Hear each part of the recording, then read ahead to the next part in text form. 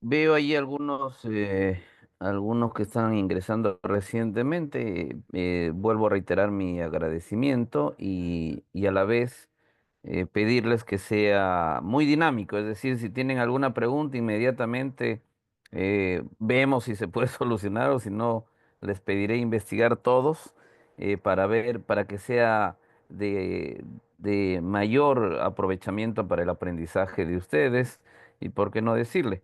Siempre que uno expone, también aprende algo más. Muy bien. Entonces el tema para hoy es el periodo de adaptación. Ya dijeron todo lo que había mencionado su compañera. Tengo como pediatra 15 años de experiencia, 15 años de pediatra, y vamos a ver el periodo de adaptación. Siempre nos preguntamos, ¿el feto inmediatamente al nacer se convierte en un neonato? ¿Qué hay, qué cambios hay, qué cosas son diferentes en el feto y en el neonato que deberíamos conocer como médicos para poder establecer una interpretación del bebé?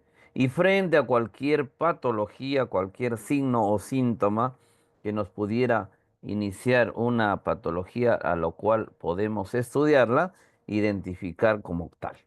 Muy bien.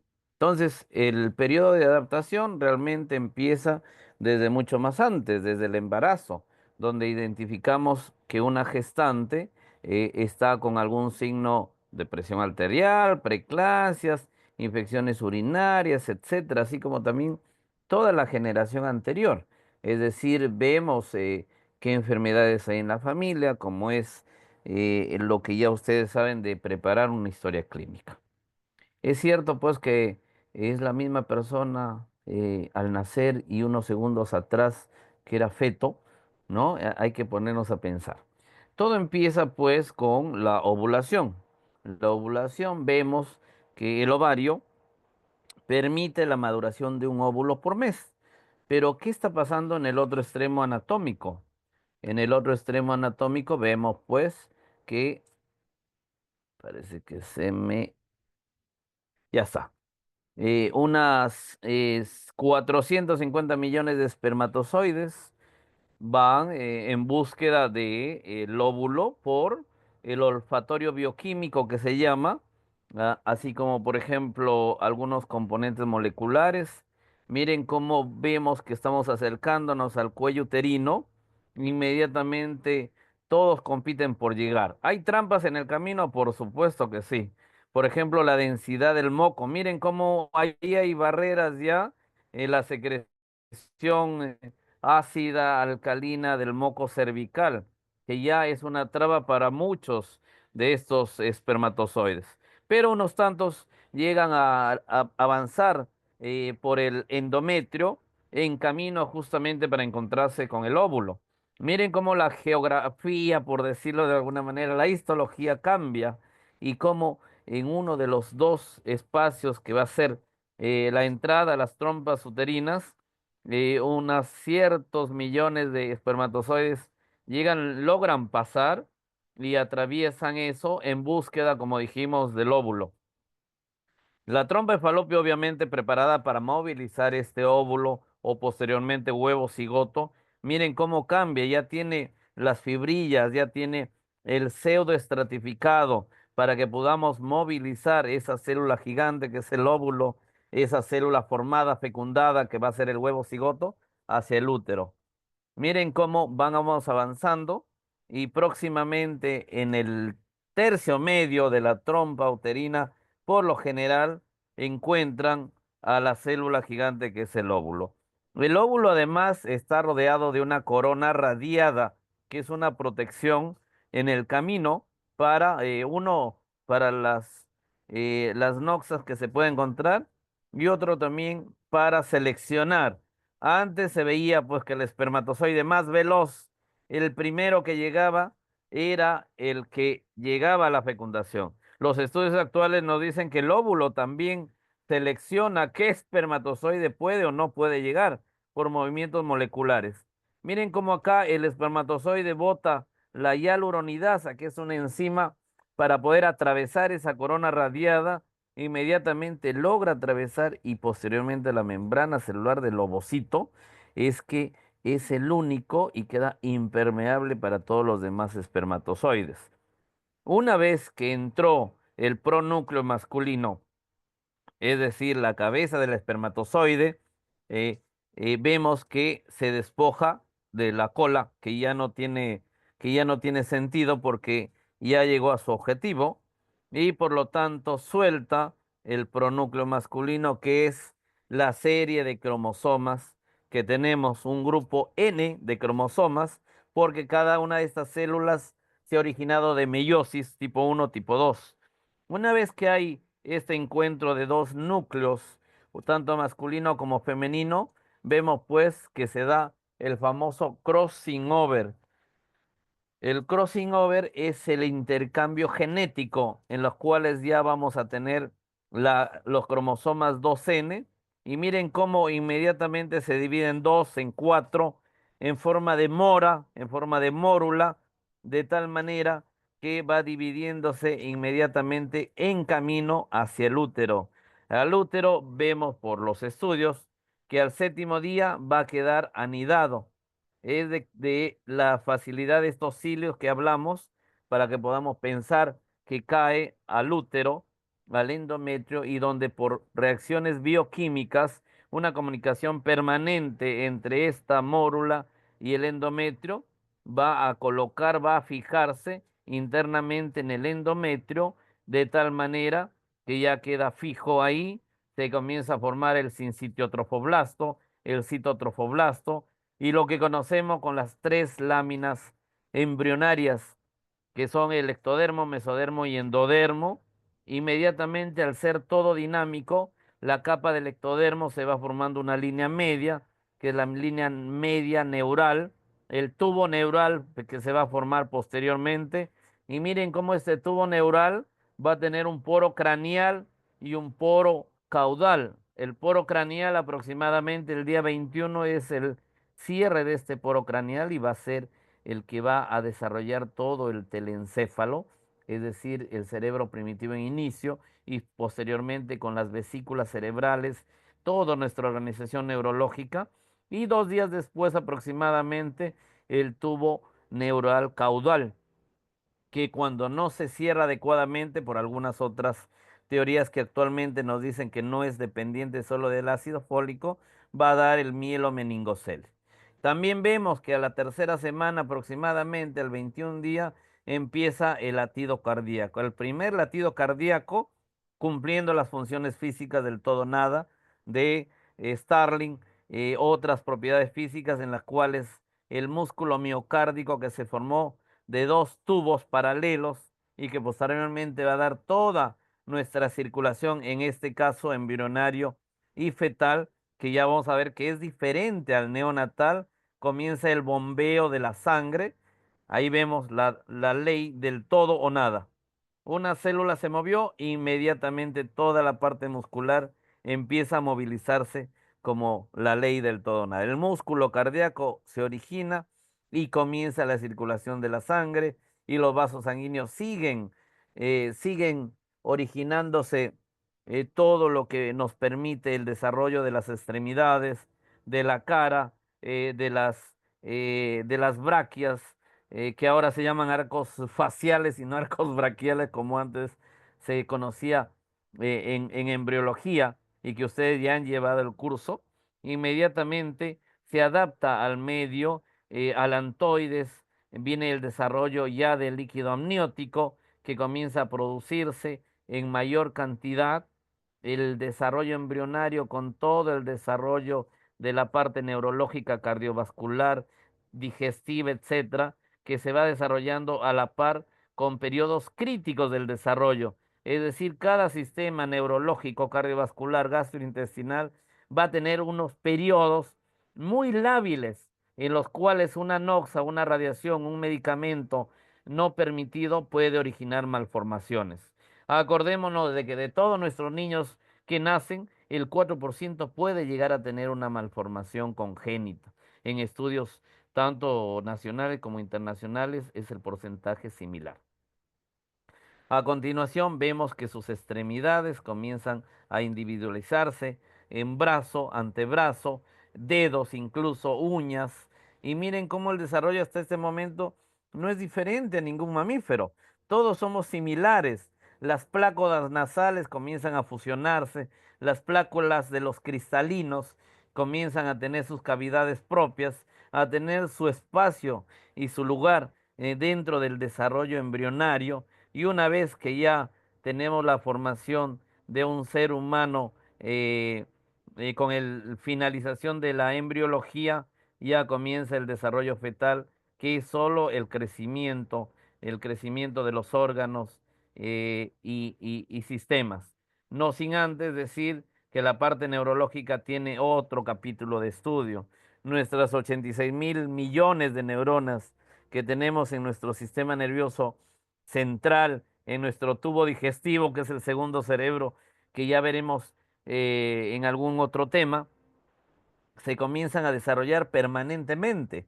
Esta, este desarrollo múltiple se multiplica en el desarrollo de las células, de las neuronas, empieza a ver los reflejos del embrión, del feto, en la cual los vasos sanguíneos llegan a todos los órganos, donde se va desarrollando los riñones, la parte gastrointestinal y todo a base de toda una maquinaria guiados por el cerebro, que es el ADN dentro de nuestros núcleos. Hay células potenciales que comienzan a especializarse en neuronas, en las células del Langerhans, del páncreas, en las células del hipotálamo para sensar la temperatura. Acordémonos que estamos dentro de un útero, dentro de un órgano que para este momento es uno de los más vascularizados de la madre y por lo tanto la temperatura debe ser superior a 38 a 38 grados y medio. Y la temperatura también debe ser vital para el desarrollo múltiple de estas neuronas. Miren como el alargamiento de cada dendrita para llegar a comunicarse con otra. Cada neurona puede comunicarse con 3.000 sinapsis, 3.000 neuronas colindantes o a larga distancia para el desarrollo final del sistema nervioso del, del ser humano, cómo las células cambian neurológicamente, siendo de la visión de un tipo, siendo de la corteza cerebral de otro tipo, cerebelosa, etcétera. Miren cómo, aparte que ya son especializadas estas neuronas, vemos que también hay otras, como la neuroglia, que sirve para ayudar a la recolección de sistemas de la basurita que tenemos en las diferentes reacciones bioquímicas. Este video es la odisea de la vida humana, que pueden buscarlo en el YouTube, pueden verlo con más detalle. Muy bien, luego de este emocionante video vemos el siguiente video en el cual ya quería hacerles el alcance, recordarles la anatomía del corazón. Vemos este es un corazón, un ventrículo derecho, un ventrículo izquierdo, una aurícula derecha, una aurícula izquierda. Miren cómo anatómicamente tenemos la aorta, el callado de la aorta, la arteria pulmonar y por ahí, si nos damos cuenta, las venas pulmonares que regresan a la aurícula izquierda, el septum ventricular y esa es la circulación que conocemos. La sangre oxigenada, roja, la sangre desoxigenada, azul, como dinámicamente nos han enseñado desde primaria. Pero así no es siempre. En el feto ya sabemos que tiene una circulación diferente. Y ese es el objetivo de hoy día, que aprendamos cuál es la diferencia entre los vasos sanguíneos fetales y neonatales. Miren cómo el oxígeno representado como bolitas insignificantes verdes llegan en el alveolo al intercambio gaseoso, llegan a cada glóbulo rojo y cada glóbulo rojo se encarga de transportar este oxígeno por todo el cuerpo. Todas las células de nuestro organismo necesitan el alimento principal, que es el oxígeno. Y ahora vamos a ver el siguiente video, cómo es la circulación fetal de la circulación neonatal. En este caso, tenemos el corazón de un feto. En el caso del feto, la sangre que llega a la aurícula derecha, no toda la sangre pasa al ventrículo derecho. Anatómicamente, entre las aurículas tenemos un foramen oval. El foramen oval gráficamente representa un pasaje entre las aurículas. Y en el video que vemos nos damos cuenta que un porcentaje de la sangre que nos llegó a la aurícula derecha pasa a la aurícula izquierda. Esta sangre pasa a su ventrículo y posteriormente va a pasar por la aorta. Miren cómo esa estructura vital para el feto, obviamente, que se llama ductus arterioso, nos va a ayudar a que el volumen de sangre que sale del ventrículo derecho no se va a ir todo a los pulmones, sino también va a pasar, va a bypassear hacia la aorta, hacia el callado de la aorta. ¿Por qué? Porque en este momento dado, los pulmones no tienen una función de intercambio gaseoso. Es decir, solo van a recibir del gasto cardíaco un 7%. Ahí vemos cómo estas dos ventanas, el ductus arterioso y el foramen oval, van a cerrarse cuando ya nace el feto, ¿no? Anatómicamente, miren dónde está el ductus arterioso, anatómicamente luego de la bifurcación de los vasos carotidios del arco aórtico. Eso es importante porque nos va a dar un detalle de cómo es el gasto cardíaco. El gasto cardíaco es muy elevadísimo en comparación al adulto. Miren que 450 mililitros por kilo por minuto están en movimiento, de los cuales 2/3 partes están en el ventrículo derecho, porque dígase de paso, el feto tiene mucho mayor volumen en el ventrículo derecho, más que el ventrículo izquierdo. ¿Con qué finalidad? Con la finalidad de enviar ese porcentaje a su salida del ventrículo derecho, que serían las arterias. Las arterias pulmonares, muy bien. Y las arterias pulmonares, miren acá cómo dice que solo el 7% van a ir a los pulmones y un 60% va a unirse a la aorta por el ductus arterioso. Esta parte donde vemos la flechita es el ductus arterioso. DA. Este ductus arterioso permite que un gran volumen de esta sangre vaya a la aorta. ¿Por qué? Porque los pulmones solo necesitarían una cantidad escasa del gasto cardíaco porque sí quieren nutrición, no necesitan otro objetivo. No hay un intercambio de que nos da el oxígeno en ese momento del feto. Veamos acá cómo en el momento del feto, los alvéolos están llenos de líquido, el líquido pulmonar que se formó desde el desarrollo embrionario.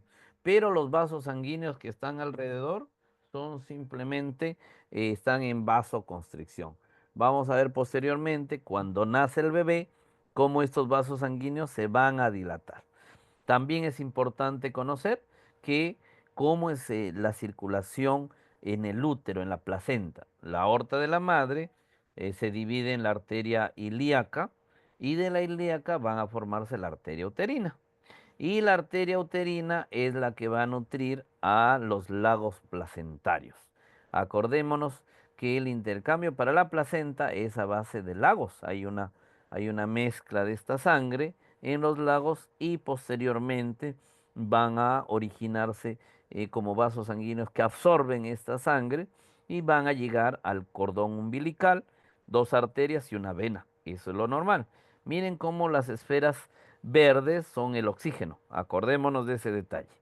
Vamos a ver en un corte donde la placenta está ahí, el oxígeno de la madre, miren cómo la flechita roja dice que viene por esta zona, se va al lago que está acá, las vellosidades coriónicas lo absorben y el oxígeno pasa por la vena umbilical.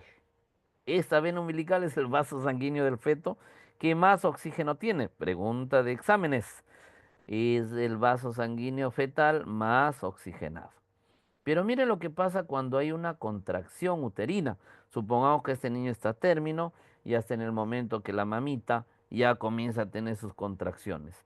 La velocidad de difusión del oxígeno y el retorno del CO2, que son las esferas azules, como ustedes ven, tienen una velocidad cuando el útero está, digamos, en cierto reposo. Pero miren, hay una contracción. empezó una contracción del útero porque está de repente ya en sus últimas semanas, contracción de Braxton Hills, contracciones de trabajo de parto que ya son diferentes. Miren cómo el oxígeno se difunde mucho más lento. Miren cómo más lento. En una contracción, ahí está, en una contracción. Y el CO2 también se elimina más lento. Eso es importante, es vital, como vamos a ver más adelante, para adaptarnos, para prepararnos al feto que esté listo para la respiración. Ya lo vamos a ver cómo. Cómo el sensor de oxígeno en los cuerpos carotídeos van a tener sensores que nos van a decir con unas hipoxias transitorias y van a originar a todo el equipo. Acordémonos también que este caso de la sangre como viene de la madre al feto, también vamos a ver que el feto tiene una saturación disminuida en comparación a lo que nosotros conocemos como saturación normal, que sería en el caso de un neonato más de 90. Acá está. La preparación para la primera respiración depende mucho con movimientos respiratorios del feto que tiene en el útero. Movimiento respiratorio, no quiere decir que respire oxígeno. También el sistema nervioso tiene que tener una maduración adecuada para que tenga una integración del centro bulborraquídeo, por ejemplo, que esté con las conexiones adecuadas para mover los músculos, para mover el diafragma. Hay también descenso del diafragma, ya que lo hablamos, para permitir una presión negativa intratorácica. Y en este momento vemos que el parto, creo que sí se escucha el audio, no se escucha el audio del video. Bueno, si no se escucha, más o menos explicamos. eh, Vemos pues ahí que la madre gestante, tiene contracciones cada 10 minutos, cada 12 minutos y posteriormente cuando se hacen más intensas ya son cada 5 minutos. A veces contracciones leves pueden ser varios días, pero dentro de lo que es el cuello uterino también hay cambios. También hay una liberación del tapón mucoso, incluso la madre siente como que hay sangre y secreciones. Y ya más o menos estamos viendo que se acerca el trabajo del parto. Un trabajo de parto que digamos está establecido son contracciones cada 5 minutos, pérdida de líquido claro, pérdida de sangre. A veces se dan en estos casos. Se va la madre al hospital, se va a su centro donde le van a estudiar, le van a verificar cada qué tiempo están las contracciones y ya se nos llama un trabajo de parto cuando son cada 5 minutos una cierta intensidad que al examen físico, al tocar el útero, se va examinando. La fase latente, que dura 5 a 8 horas, es hasta una dilatación, hasta 4 centímetros de dilatación del cuello uterino. Luego ya viene la fase activa, que es mucho más rápido, y eso es de 4 en adelante hasta 8, hasta 9, hasta 10 centímetros. Más o menos a 10 centímetros de dilatación del cuello uterino es ya el momento en que debe ser la parte de la dilatación, de la fase decelerativa, en la cual ya va a salir nuestro producto, ¿no? En ese momento hay contracciones más intensas para ayudar a eliminar, no, sino a extraer al feto, ¿no? Y posteriormente todo lo que incluye la rotación del cuello, el sinclitismo, etcétera. Cuando hay una cesárea o cuando hay un parto con cierta dificultad o primer parto, por decirlo, se da la episiotomía. La episiotomía para evitar eso. Ustedes lo están viendo. En el momento del nacimiento, el bebé comienza a tener movimientos rítmicos, comienza a tener un trabajo por el útero que lo empuja, pero también hay cambios interesantes en el feto. donde la adrenalina puede elevarse hasta 1000 veces. Ahora ya sabemos cómo debemos clampar el cordón umbilical. El cordón umbilical ahora se espera 1 minuto a 3 minutos para poder decidir ya el momento del cierre del clampaje. Ahora se llama un clampaje oportuno. Ahí vemos una cesárea con el método de tunelización. Tunelización quiere decir que al nacer, sin cortarle el cordón umbilical, miren cómo lo pasa el ginecólogo por debajo de las mantas. Nosotros los pediatras lo recibimos inmediatamente con la seguridad que no se nos resbale. Inmediatamente vamos secando al bebé mientras está con llanto, como escuchamos, mientras está en la adaptación y verificamos la frecuencia cardíaca en contacto piel a piel. Obviamente esto está coordinado con el ginecólogo, depende mucho de qué tipo de cesárea es, si es una cesárea por prematuridad, etcétera. Ahí vimos la bombilla de goma que cuando se escuchan secreciones podemos aspirarle de la boquita del bebé. Entonces, ahí, por ejemplo, verificamos que no hay sonido de obstrucción de secreciones, por ahí le aspiramos un poquito, máximo 1 o 2 aspiraciones en la boca y posteriormente en la nariz. En la nariz, primero en la boca y después en la nariz, ya que estamos en el tema directamente de ya el recibir al bebé, ¿no? El contacto piel a piel, eso, por ejemplo, el video que hemos visto se ha dado en el Hospital Almanzora Guinagasenjo, como es el, el- el mandil de la residente.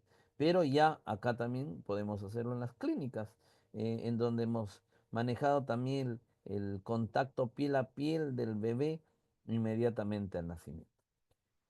Muy bien, ahora sí vamos en la parte, digamos, directamente en la adaptación. ¿Por qué el líquido pulmonar fetal está lleno? Porque así es el desarrollo embrionario. En el momento que, en el momento que se forma los pulmones de un divertículo del intestino anterior, se forma líquido pulmonar. Este líquido pulmonar nos va a ayudar tanto para originar presión desde la parte interna del tubo único, que por esta presión y por los cromosomas, por la información genética que tenemos, este primer bronquio, se va a originar en dos, posteriormente sigue el desarrollo, se va a originar en cuatro, en seis, en ocho, hasta 21 divisiones bronquiales. Y este líquido pulmonar fetal permanece ahí hasta aproximadamente la semana 37 del embarazo, debido a receptores de cloro que originan que del tejido intersticial jale el contenido acuoso y lo deposite en ese líquido pulmonar. Pero a las 37 semanas aproximadamente ocurre la inversión de estos receptores, en los cuales ya no se van a la parte apical de la célula, sino a la parte basal, de la cual el líquido que está en el pulmón, el líquido pulmonar, va más bien a disminuir por reabsorción y va a pasar al intersticio. Sucede que en este trayecto, 37 semanas a más, estamos hablando netamente de un bebé a término, por cesárea o por parto eutóxico, de paso que hablemos de parto eutóxico cuando es un parto único, un parto a término y de presentación cefálica. Esos tres criterios son lo que definen el parto eutóxico. Entonces, con todo esto, con todo el masaje que ha dado el, el útero que hablamos, ocasiona que salga el líquido. Y más aún cuando sale el líquido, el bebé, y como dijimos, si vemos qué secreciones aspiramos, aparentemente por la elasticidad del pulmón, cuando ha salido el líquido, va a originar la primera respiración, es decir, la expansión que tiene lugar por el diafragma, por la compliance del pulmón, etcétera. Así que jala en la primera respiración una porción de aire. La porción que quedaba se sigue o reabsorbiendo o eliminando, y miren cómo en una segunda respiración ya prácticamente se llena totalmente de aire que contiene el oxígeno.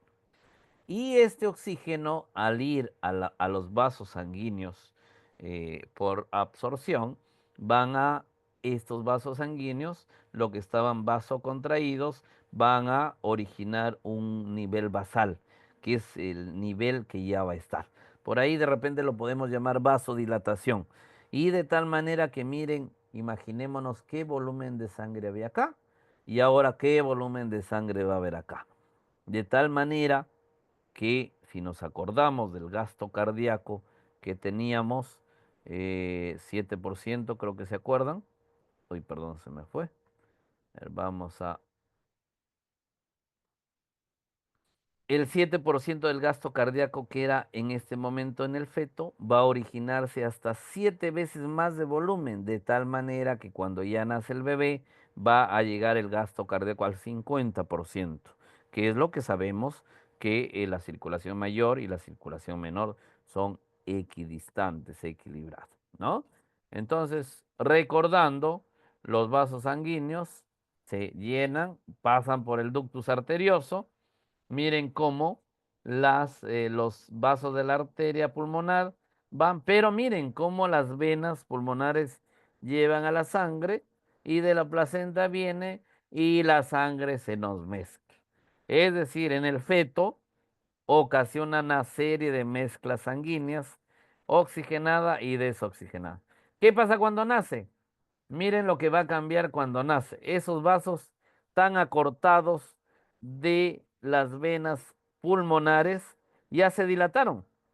Al dilatarse viene sangre oxigenada que pasa a la aorta y al venir a la aurícula derecha y al poder ir esta sangre con un mayor volumen hacia los pulmones, ya no hay necesidad de bypassear por la aorta y originamos que podamos enviar la sangre directamente a los pulmones. ¿Que hay estímulos químicos? Definitivamente. Esos movimientos del útero que estaban preparando para el feto, miren cómo tenemos en el cuerpo carotidio esa asfixia transitoria origina disminución de la presión arterial de oxígeno o la presión aumentada del CO2, la disminución del pH sanguíneo que va a originar que haya mayor estímulo para la parte de los músculos diafragmáticos y músculos intercostales que van a intervenir en las primeras respiraciones. Los estímulos sensoriales desde la luz.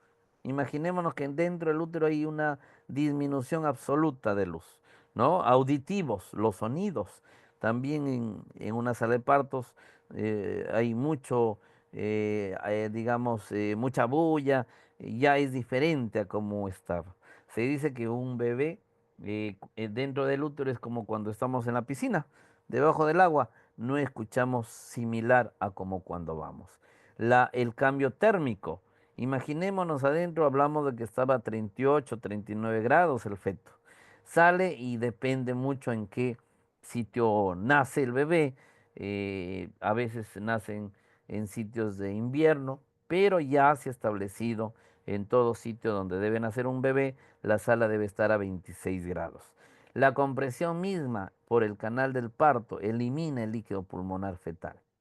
Y es así también como los tres shunts fetales que tenemos, el ductus arterioso, el foramen oval, ya lo hemos explicado, pero también el ductus venoso es el tercer shunt que también por la ausencia de retorno venoso umbilical va a obtener un cierre.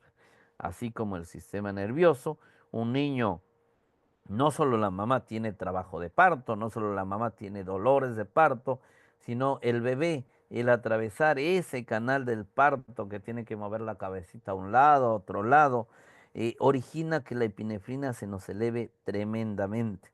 Es decir, hay un alto consumo de oxígeno, de glucosa, que finalmente va a originar los cambios que llevan a la respiración inicial.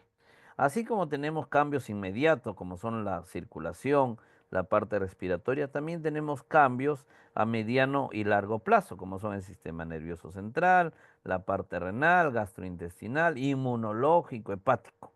Es decir, la adaptación al ambiente se categoriza como tres periodos de reactividad, donde el primer periodo dura de 15 a 30 minutos. Muchas veces en este periodo tenemos lo que llamamos polimnia, O taquimia, frecuencia respiratoria muy alta, más de 60. Frecuencia cardíaca más de 160. Hasta quejido, aleteo, etcétera, hasta que se nos adapte el bebé. Luego en el segundo periodo, que ya de 30 minutos hasta las 2 horas, ya comienza a disminuir esta frecuencia cardíaca, se estabiliza. Y luego el tercer periodo, que ya son hasta las 8 horas aproximadamente, ya hay otros cambios, digamos, más estables. Eso es más o menos lo que quería comentarles de la adaptación, del periodo de adaptación del feto a el neonato y rápidamente para conocer la atención inmediata que uno hace cuando un bebé nace. Miren, este bebé acaba de nacer en agua, pero para esto también existen normas técnicas que debemos averiguar desde los factores de riesgo antes del parto, madre diabética, hipertensa, anémica, con hemorragia, con etcétera, de todos los factores de riesgo que pueden haber, que fue una cesárea urgente, que no lo fue, etcétera. El ambiente donde nace, eh, eh,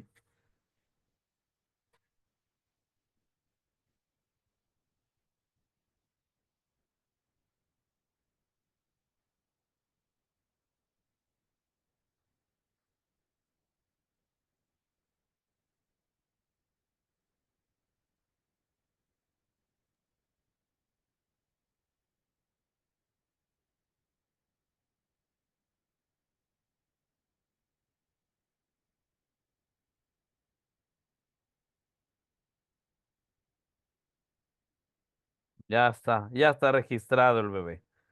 Quizás en un futuro tengamos esto. Bueno, en resumen, cuando nace un bebé, uno de los principales cosas que debemos mantener es la temperatura del ambiente, el contacto piel a piel, el cordón que no se clampe de inmediato.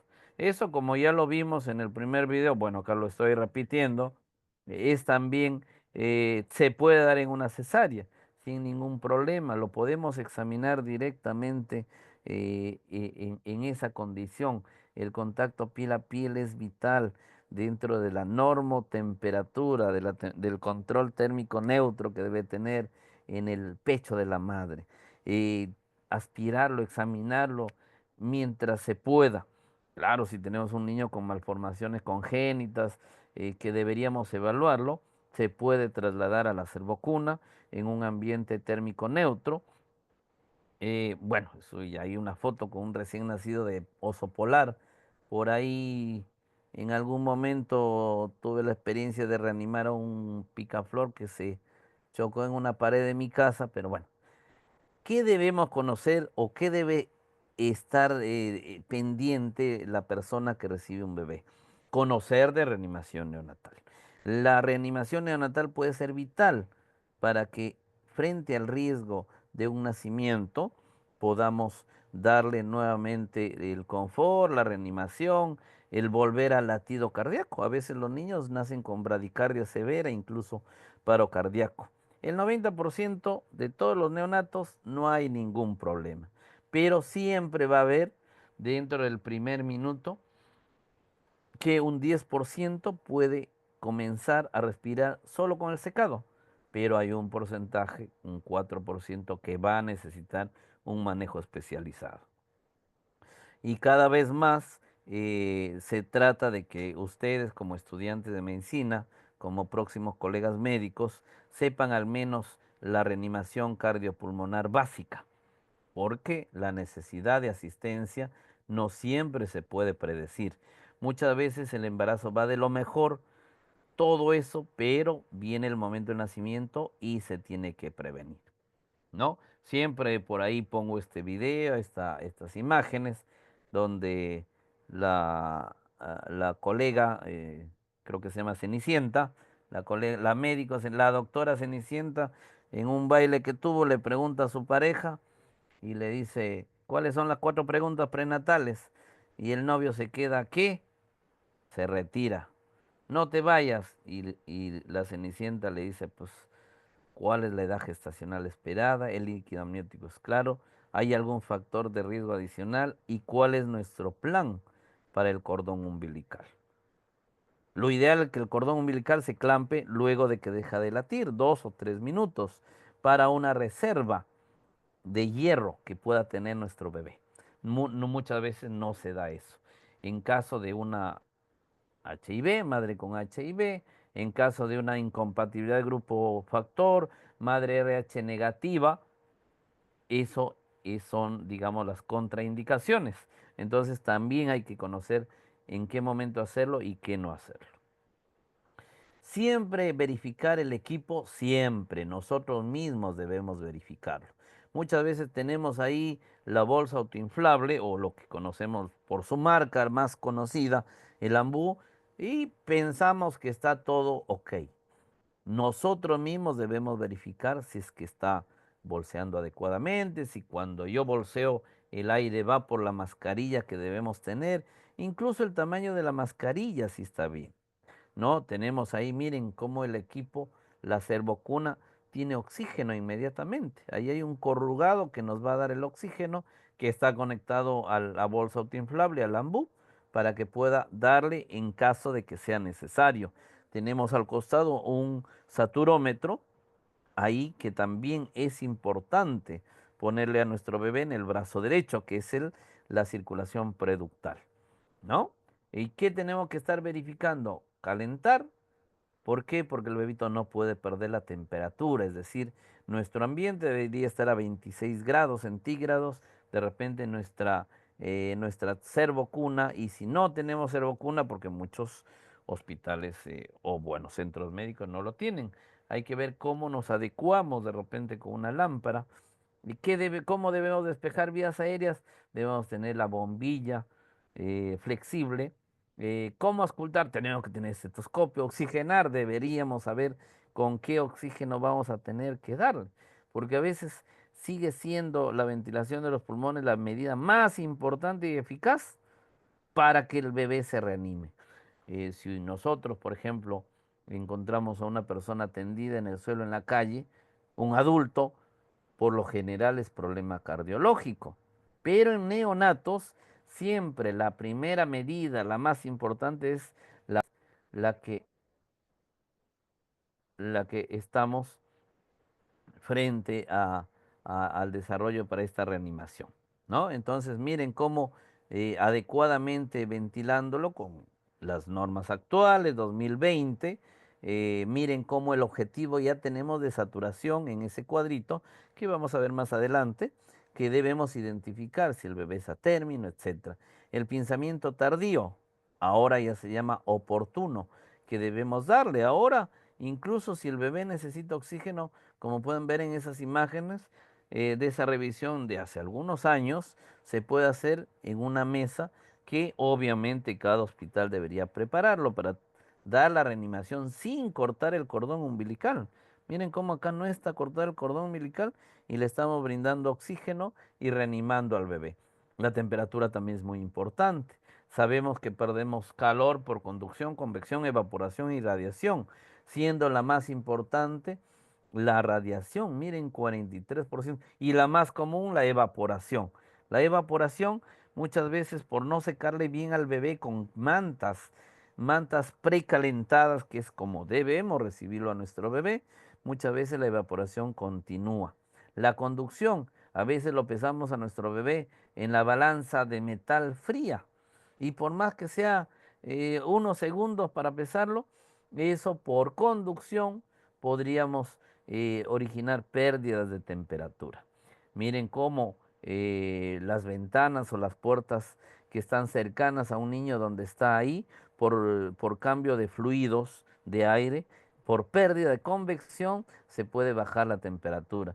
O finalmente por radiación, ¿no? Entonces muchas veces tenemos esos factores que no prevenimos y nuestro bebé por baja de temperatura puede consumir carbohidratos, puede consumir glucosa básicamente, puede consumir oxígeno y por lo tanto llevarla a la hipoglicemia. Este es otro gran tema del contacto piel a piel de lo que llamamos el mamá canguro. En este caso también hay un papá canguro, ¿no? Que al no tener incubadoras o de repente estando estabilizado el paciente, podemos tenerlo en nuestra piel. También vemos que en el momento que el bebé nace, se tiene que eliminar las secreciones de la vía aérea. ¿Y cómo se hace? Con la bombilla. También secar para evitar las pérdidas de temperatura por evaporación y a la vez estimular. Ver las funciones vitales, cuándo es la frecuencia cardíaca, con estetoscopio o con nuestro dedo eh, sintiendo las pulsaciones del cordón umbilical. A veces por esos dos mecanismos podemos evaluar la frecuencia cardíaca durante un minuto. Tener todo a la mano, el oxígeno, el mezclador de gases. Ahora, la norma actual nos piden que tengamos electrocardiograma, saturómetro. Obviamente, eso para nuestra realidad latinoamericana casi no lo tenemos a la mano en todos los sitios donde nace un bebé. La oximetría de pulso también es muy importante. Por ejemplo, si yo les preguntara cuál es la saturación del feto, y ya vimos que en contracción o relajación uterina es diferente, ¿no? ¿Vieron cómo el oxígeno pasa rapidísimo o cómo disminuye, ¿no? Entonces, ya los estudios nos dicen que cuando el bebé nace, por lo general al minuto, está con 60-65% de saturación y que va aumentando hasta los 5 minutos.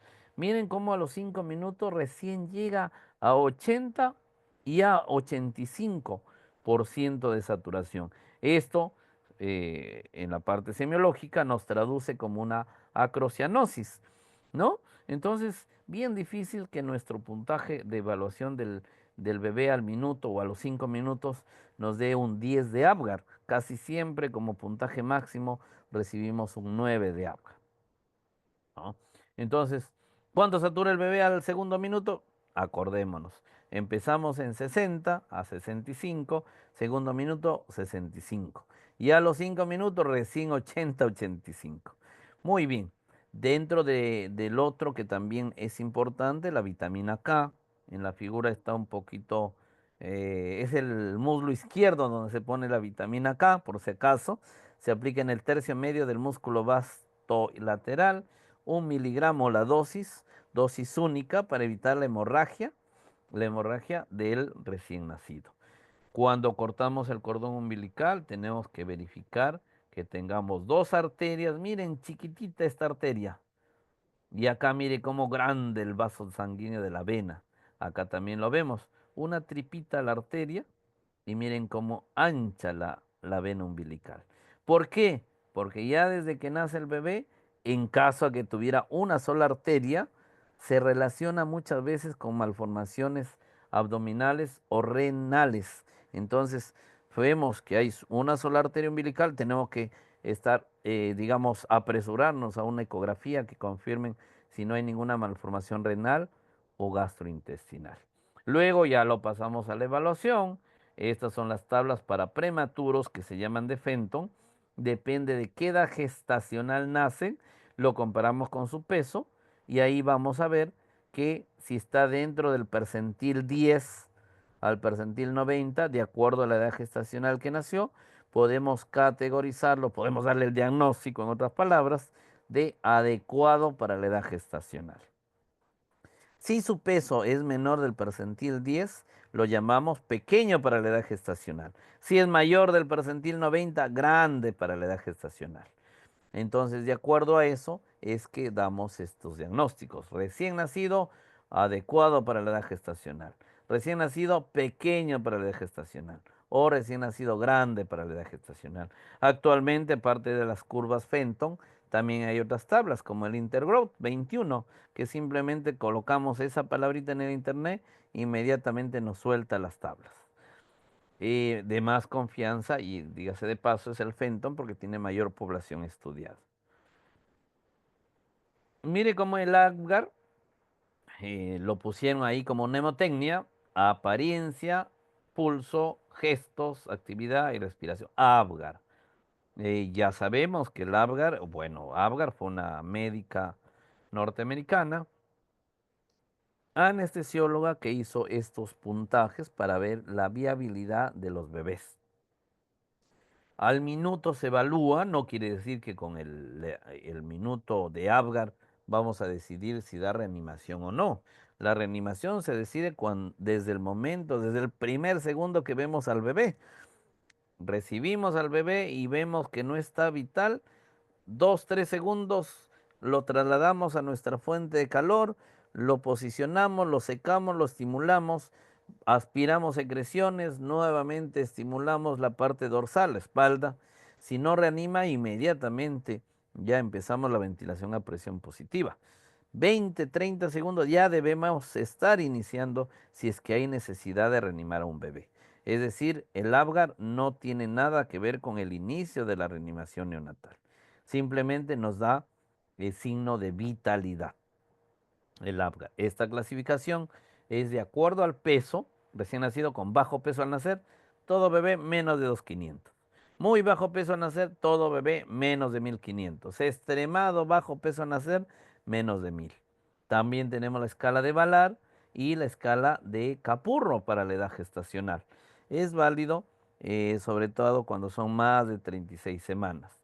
La escala de Silverman-Anderson cuando este bebé tiene dificultad respiratoria, ¿no? Acá están las de Silverman Anderson y la valoración de la edad gestacional, como dijimos, puede ser de Capurro, en la cual tenemos tablas especiales para poder verificar. Muy bien, tenemos el resumen más o menos de lo que hemos tratado de identificar. Disculpen que me pasé de 10 minutos del tiempo programado, pero creo que eh, mis expectativas de llegar a ustedes con los temas, por más superficiales que los hayamos pasado, de importancia, que de repente a ustedes les sirva de estímulo, o si tienen alguna pregunta y estamos aptos para responderles. Sí, muchas gracias, doctor. Vamos a dar unos minutos para que los chicos puedan realizar sus preguntas en caso las tuvieran.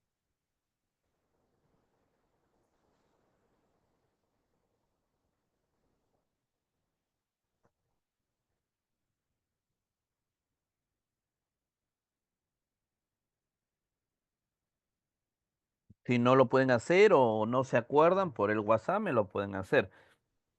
No hay ningún problema. Cada lámina que tenemos, pues es para conversarlo en extenso. Cada situación del manejo del recién nacido, porque la vitamina K para evitar la enfermedad hemorrágica del recién nacido, en qué tiempo se debe poner, las vacunas, la BCG, la antihepatitis, la vacuna contra la antihepatitis B debe ponerse las primeras 12 horas, bueno, hasta las 24 horas. Todos tienen su razón, todos tienen su estudio científico que nos avala, pero sí es de importancia con los chicos, tanto el externado como en el pregrado, tratamos de hacer la práctica del taller de reanimación neonatal, porque en realidad cuando tengan ustedes su internado, cuando estén en el internado o en el CERUNS mismo, pueden ver la posibilidad de que necesiten estas maniobras. Muy bien. Si no tienen ninguna pregunta, eh, ha sido un gusto darles la clase. De repente en otra ocasión podamos vernos. Muchas gracias a todos. Sí, doctor, queremos agradecer su participación el día de hoy y eh, ha quedado muy claro, me parece, con los chicos. Y me gustaría poder compartirle un certificado de reconocimiento por su apoyo en el día de hoy en el curso que estamos realizando, que se llama Misión Externado, curso de Ginecobstetricia y Pediatría. La sesión Atención Inmediata de Recién Nacido y pues agradecemos su contribución al desarrollo académico de los estudiantes de medicina y esperamos poder contar con usted en una próxima oportunidad. Muchas gracias. Doctor.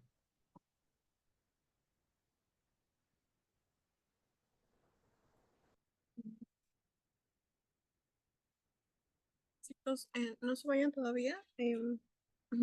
Vamos a pasar un link de quizzes de preguntas para que puedan entrar a resolverlos según la ponencia que se da hoy.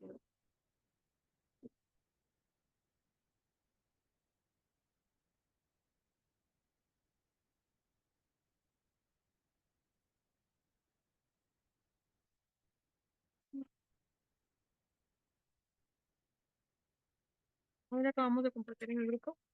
Vamos a dar algunos minutos para que se puedan ir conectando.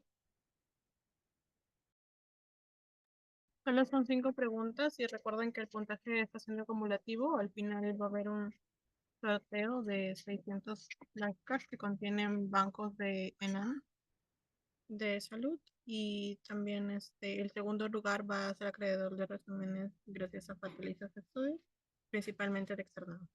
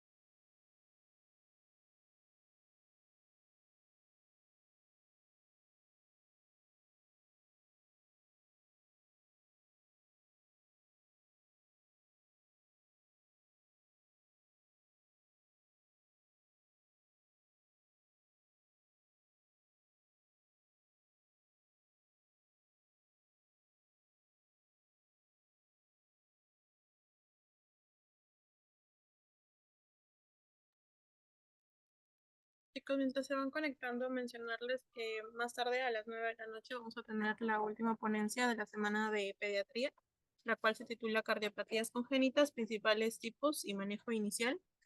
También vamos a estar mandando el link por el grupo y los instamos a que puedan conectarse. También hacerles recordar que el ganador de esa trivia se va a hacer dejar el número por medio del chat para que puedan comunicarse para poder así tener registrado y ir sumando sus puntajes obtenidos.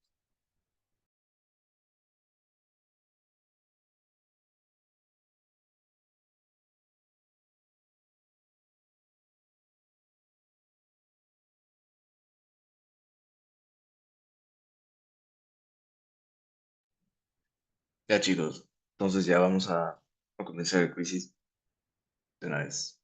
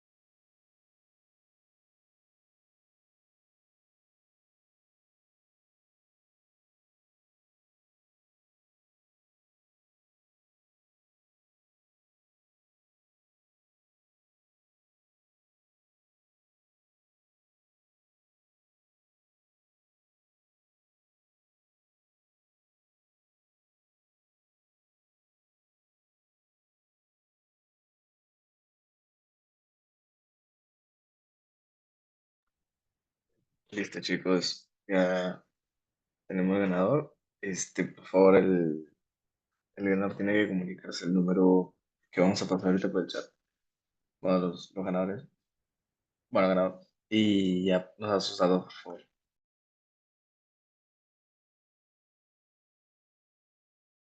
Sí, chicos, muchas gracias. Se comunican por el interno y nos estamos viendo a las 9 de la noche.